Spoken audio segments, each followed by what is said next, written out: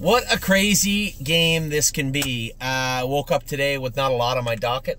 Wanted to go to the barn, want to check out some horses, wanted to see how Carter was. Want to talk to Harry about Nothing But a Dreamer. We had a number of horses getting ready to race, prepping for this week for a number of reasons. I'm still prepping for the sale, but before all that, we had a sale today. We had Goshen sale. Danny O'Brien was going there. You guys know Danny, one of our trainers. Great guy, sharp eye, and super meticulous. So some of the stuff where I'd actually assess value and maybe give a horse a pass, he would be a little more rigid towards, which was fine with me. I wanted a rigid measuring stick today. So I told him, I said, Danny, it's simple. I don't care about Goshen. What would we pay for any of these horses at Lexington, Harrisburg, anywhere else? What do you think they're worth? He goes, well, I don't want to price them, he said, but I'll tell you what I think of them.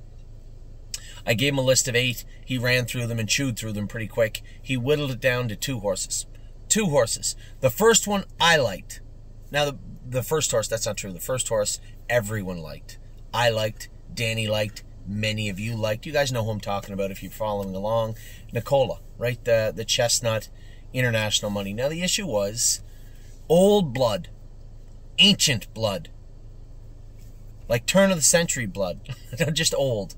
I think the mare was a Mr. Levesque. Beautiful video, good looking horse, and obviously I'm not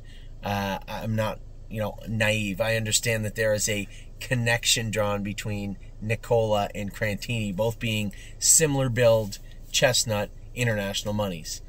Having said that, color means nothing. I'm looking at the page. Geez, the video is nice. Danny likes the horse. Can't fault the horse in any way. What we pay for this horse, I just got done telling a group of people I think international money might be our best bang for our buck this year, and I'll tell you why. The horse had a super year as a stud, first and foremost. Secondly, the big breeders did not buy into him. They did not sell out to international money. Green Shoe, Walner, Still Muscle Hill, Father Patrick. There's a number of sires out there that were fitted with better mares before international money. You know, I would go as far as say I didn't see the numbers. I know a friend of mine had looked through the numbers quick today. I think he said 89 international monies were on the ground last year. Almost 60 of them qualified. I think he said 6 of them under 2 minutes or under 56. I think under 56, but I don't want to say that. I'm not sure. I know one for sure was under 56. 2 for sure were under 56. Wait, now? 3 for sure were under 56. So, well, 56 and under, I guess. International money was a huge help for us this year. We had 4. All 4 were stake winners. Wait, now, no, Spitfire, which isn't fair to him. The horse raced in the upper echelon of staking all season long. 3 of the 4 were stake winners. The 4th one actually took a mark faster. I believe faster than all the other ones. No, I think Crantini had a faster mark, but not by much. Needless to say, 4 for 4 at the stable. But when it comes to international money, I don't think the breeders are going to tout him because their mares are not in foal to him. Their foals on the ground are not by him. So I think there is going to be an opportunity to buy some international money yearlings this year. Now, having said that, those yearlings, some of the stronger bred ones will be at Lexington and Harrisburg. This horse looked good, but again, that old blood troubled me. I said, okay, we got to assess a value. I'm going to say 26 to 28, and I think that is being more than kind.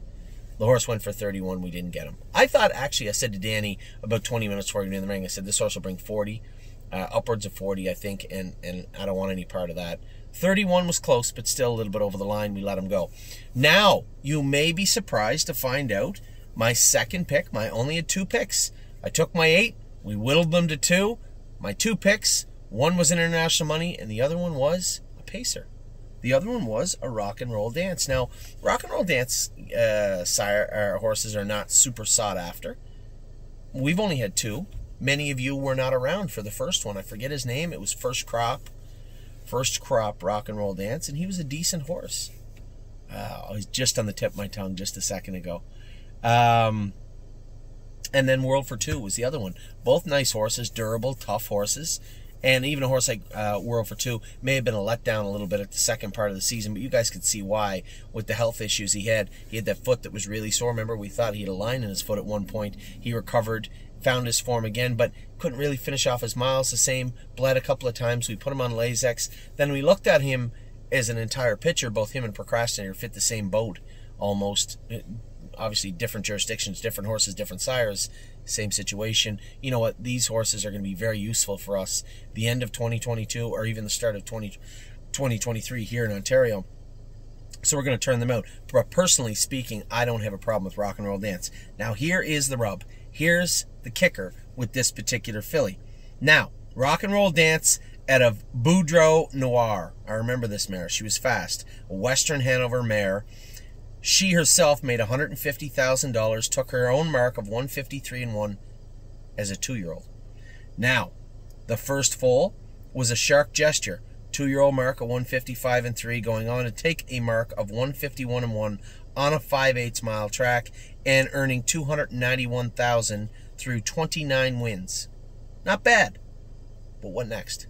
Well, next you have not 1, not 2, not 3, 4. You have 5 Hypnotic Blue Chips. Now, Hypnotic Blue Chip has not lit the world on fire. And I would say Hypnotic Blue Chip to even a Rock and Roll Dance is a huge step forward. And even one of the Hypnotic Blue Chips took a mark of 52-4 on a half-mile track, 14 wins, 151,000 made. But as I said, when you look at this pedigree, the sneakiness of this pedigree is that, let's assume for a second that this mare didn't cross well with Hypnotic Blue Chip. The only horse to look at other than the Hypnotic Blue Chips is a Shark Gesture. No disrespect to him either. Now, that first dam, a little convoluted, right? I told you the story about the Hypnotic Blue Chips, the Shark Gesture. Let's just assume that this is a step up. Let's just assume that this might be the best bred baby from the first dam. The second dam is Odds on Aquilius, 47-3, 953,000 made. And if you saw him race, he was a very, very, very good horse. I'll give you a couple of the highlights of his career. Winner at Division of the Hanover at Balmoral Park, the Sweetheart Pace at the Meadowlands, Tompkins Gears at Scioto Downs at 3, Summer final at the Red Mile, second in the Hanover again, the Nadia Lobel at the Red Mile, Kentucky Sires final at the Red Mile. You know, the horse has been a very, very nice horse. A 2-year-old mark. 2-year-old mark. I wish I had the year right here, but it doesn't give me the year. A 2-year-old mark of 150 flat. Pretty impressive animal. Literal Lad, Hanover came after him. 2-year-old mark of 153-3, 50-4 on a 5/8, 50-1 after that. Timed in 49-2, $210,000 made. And then if you look at the third dam, you have Driven to Win, 985. Again, this is important. 2-year-old mark of 51-4, lifetime mark of 49-3. Worth noting, as an Islander, won the Gold Cup and Saucer also. So a super strong family, a very curious first dam, and a wonderful purchase price of $15,000. Now, as I said, Danny O'Brien is super meticulous when it comes to pedigrees, when it comes to confirmation. He passed this filly. He did say, yeah, she looked like she was a little funny left front in her video. I don't care about that. You know, I'm worried about her video. She had a nice video, big, good-looking filly, nice body to her, super happy with her. The day wasn't over. That was just the start of her afternoon. We had 3 horses selling, as I said. Rosita's Dream, sold them. Got beat up pretty good, 7,500, but his year's over, and he can move on to another burn. And then we had Whispering Song. I thought maybe a hair light, 15,000, but I guess a fair dollar for her, considering what she is. She's a fair filly. That's just what she is. And then I had originally bought back Victor Cruz for 12. I couldn't take less than 12 for him. It's ridiculous. Horse was worth 12, probably worth 15. But as I said to one of my partners, I said, we have a lot of people interested in Victor Cruz. He'll likely be sold. And he was sold moments after the sale. Somebody called and said, what would you take? I said, I wouldn't take a dollar less than 12. They said, okay, we'll give you the 12. Which Leads me to question why you just didn't bid.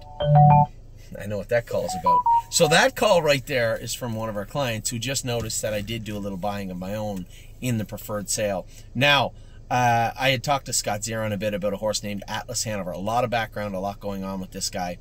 A couple of our clients wanted big chunks of this horse, had called me and said, do you have interest in Atlas Hanover? I said, I'll get back to you. Let me do a little homework on Atlas Hanover. 3-year-old, kind of upper echelon colt, a bit of a tweener, right? I wouldn't say he cracks the top 10 in 3-year-olds, but he's been good. Paced 49, raced in the Meadowlands Pace Elimination, been in that circuit. The 4 owners are very big owners, and I'll tell you a little bit about what I found out after. I didn't want to rock the boat before, after. I thought the horse was probably worth 80-some thousand. You know, we had paid 69 for a horse that I think is a very, very nice horse in J.K. Mickey Mantle. This horse had obviously been racing quite a bit higher than J.K. Mickey Mantle. It looked like he was going to reach that 80 pretty easily. And I'd asked Scotty point blank what he thought of him. He told me what he thought he was worth, which was shocking because I would regard 3 people in my life as the cheapest people I've ever met. Let's say very frugal. My brother Mark, super frugal. Scott Zeron, super frugal. And let's say Mike Whalen, super frugal. Sorry, Mike. But they're just frugal people. When I heard the price that Scotty had given me, I was a little surprised because he had priced J.K. Mickey Mantle. He had priced a couple other horses I was interested in. Similar, maybe a little lower than what I thought, but similar. And when I heard the number, I was a little surprised. I didn't want to go too deep. I hadn't talked to any of you about the horse except for these clients that had called. So weird. Both within 10 minutes had called asking about this particular horse. I did a little bit more research on the horse quickly. Found he's probably worth the money and that it was, in fact, what looks to be an ownership dispersal. Most notably, I guess, which played a big role, was the fact that he's eligible to Little Brown Jug in 10 days. Now, the Little Brown Jug, you have to be a good half-mile track horse. It's all about timing and readiness. So, to combat the readiness, he's being picked up now as we speak and being taken back to Northfield Park. As we're talking, he's being loaded on a trailer. He'll show up at Northfield Park tomorrow afternoon with every intention of racing him in the Little Brown Jug on the 22nd of September. Now, I don't know what shares are going to be available because I haven't heard back from those 2 clients. I'm waiting to. I'm sure there'll be some shares available on Atlas Hanover, but for now, I don't know. I find out later on that it was an ownership dispersal. A couple of the owners were happy to sell. A couple maybe would have stayed involved. Not with us, but with Tony. So all in all, I think $88,000 for a horse. Now I'm not going to try and snow you over and say, oh, we're going to win the Little Brown Jug with that. Easy. Well, we're going to race in a Little Brown Jug with Atlas Hanover. Or at least the eliminations. So we'll see how that plays out. I'm really, really excited about the purchase of Atlas Hanover. Aside from Little Brown Jug, he's eligible to, not that it matters, but the Breeders' Crown, the Matron, the Progress, the Liberty Bell. Tons of stakes there for him. And by the by, still non-winners at 4. So I think, funny how things happen. When I woke up today, wasn't really on my radar, Atlas Hanover. But the more I found out about him, the situation, the timing of the sale of this horse, I think $88,000 was a pretty good deal for him, really, to be honest. So that's what happened today. I woke up, just wanting to get a nice coffee, watch the horses jog, have our horses sell for a fair price. We got beat up on 1. The other 2 were close enough to fair. Bought a yearling for a little less. I'll be honest. My price to Danny that I quoted him was $21,000 to $23,000. On Melanie's, her name is Melanie's, funny name. Let me make sure I get it right. Her name is Melanie's Michaela, M-I-C-H-A-L-A. Melanie's Michaela, a rock and roll dance yearling filly out of a Western Hanover mare. Her name, Boudoir Hanover. And if I look properly, Boudoir Hanover, 2-year-old mark 53. The 2-year-old second dam, tons of horses and her, all 2-year-old marks. Even the third dam, plenty of 2-year-old marks in there. Something I look for all the time. I think it's important. Maybe it's not. I don't know. But I am very, very happy with Melanie's Michaela for $15,000. That's actually our 4th yearling so far. We have the 2 in Illinois that we bought. We bought one privately that is not here yet. and one of our clients bought one privately that is not here yet, and now Melanie's Michaela. So that's what took place today. Ended up being a busy day, but it's all done now. I'm going to get to Ohio tonight. I'm going to race at the fair tomorrow. And when I get back to Northfield Park, Melanie's Michaela will be looking at me, and so will Atlas Hanover. So, actually turned out to be a crazy day so far. We haven't even raced a horse. Pretty cool day here at the stable.ca. Usually is. I will talk to you all very soon. Take care.